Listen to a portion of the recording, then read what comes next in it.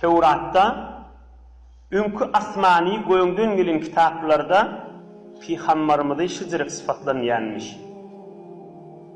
Ahmed Muhammed Resulullah Allah'ın saylap söyün bendisi. Qaharjan dälli, qıngır qılıqsız däl, qaharjan däl, inni gelecek Peygamber weliyada Tevrat'ta ise qaharjan däl, qıngır qılıqsız däl, bazarlarda, köçelerde hey vay dip qıygırıp bölen adam däl.